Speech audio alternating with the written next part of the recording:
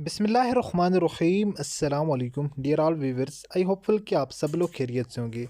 अच्छा dear students, आज की इस वीडियो में आप लोगों के साथ इंतहाई अहम बार बार रिपीटेड क्वेश्चंस और इसके अलावा कुछ न्यू क्वेश्चंस हैं जो कि आप लोगों के पेपर्स में आज जो स्टूडेंट जिनका पेपर्स हो चुके हैं उनमें उनके अंदर एडिशन थी, वो तमाम तर क्वेश्चन वन बाई वन करके मैं आप लोगों के साथ डिस्कस करता हूँ। इंतहाई इंपॉर्टेंट वीडियो लेक्चर है, तमाम तर वीडियो को आप लोगों ने A to Z देखने हैं तो इंशाल्लाह आप लोगों का टेस्ट ईजिली क्लियर हो जाएगा।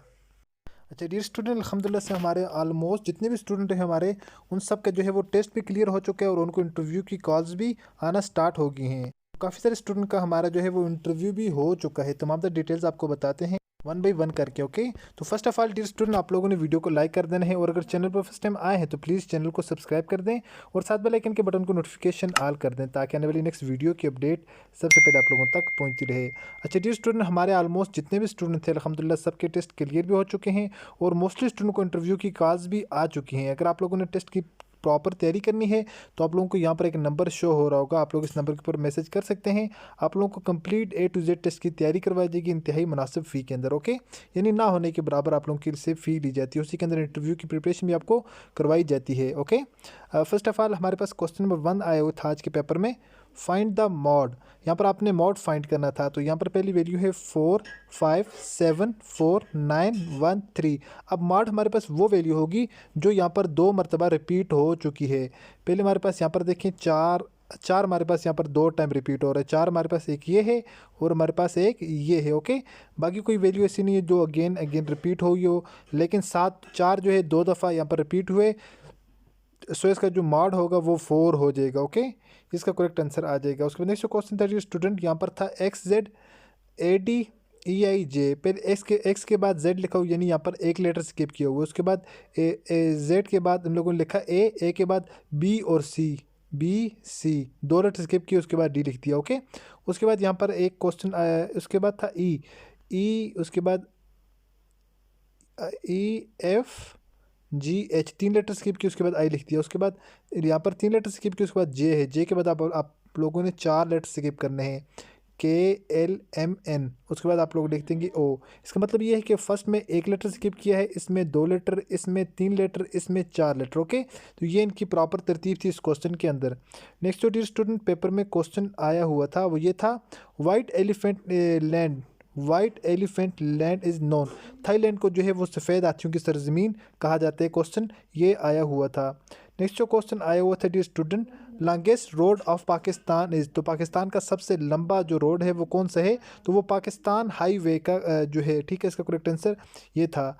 उसके बाद नेक्स्ट जो क्वेश्चन आया हुआ था, positive charge entity in the centre of is known as the nucleus. उसको न्यूक्लियस कहा जाता है। ठीक है, एटम के अंदर जो है वो स्मॉल पॉजिटिव जो चार्ज होता है उसको हम स्मॉल पॉजिटिव जो एंटिटी है, ठीक है, सेंटर में, उसको हम क्या कहेंगे, उसको हम न्यूक्लियस कहेंगे।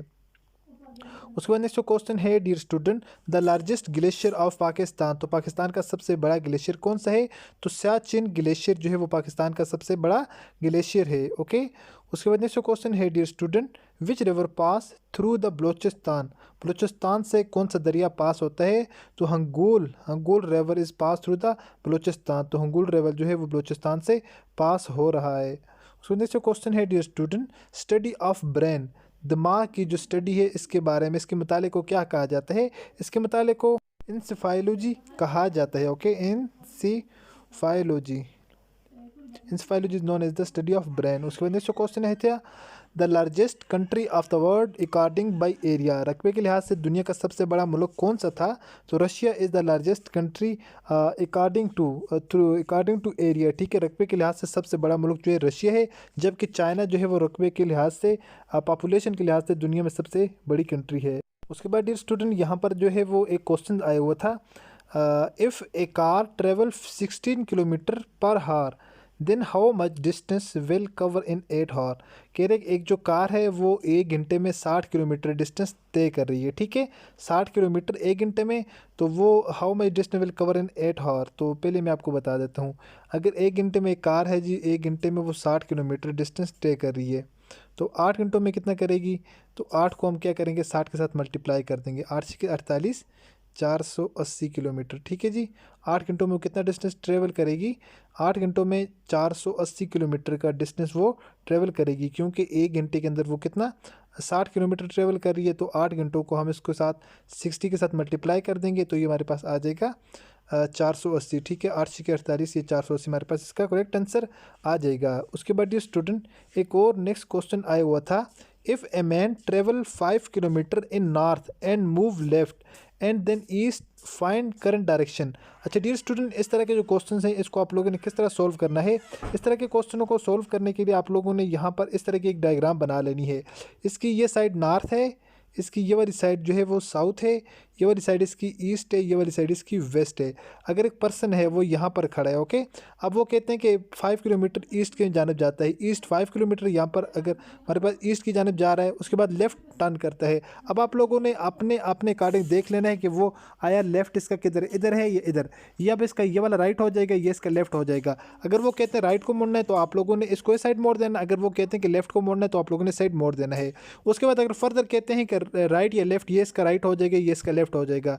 ठीक है, तो फिर उसके बाद आपने करंट डायरेक्शन देखनी जो उसकी सिमत में होगा। अगर वो यहाँ पर है अभी तो उसकी करंट डायरेक्शन वेस्ट होगी, अगर वो यहाँ पर है तो उसकी करंट डायरेक्शन साउथ होगी, अगर वो फिर वापस इस डायरेक्शन में आ रहा है तो उसकी करंट डायरेक्शन ईस्ट होगी, अगर इसकी डायरेक्शन ये आ रही है तो नॉर्थ ईस्ट, अगर इसकी डायरेक्शन ऊपर आ रही है तो इसको हम नॉर्थ कहेंगे।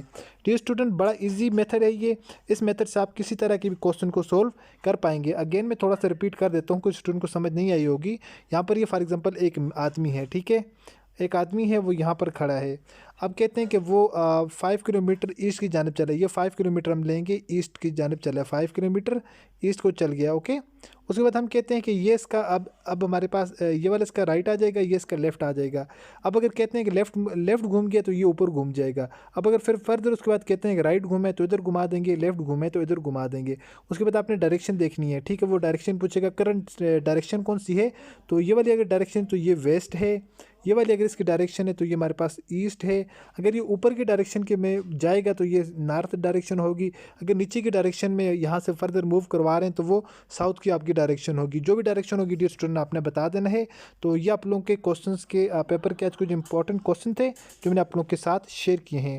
होपफुली डियर स्टूडेंट आप लोगों को वीडियो पसंद आई होगी। मिलते हैं नेक्स्ट वीडियो में, तब तक के लिए अल्लाह हाफिज़।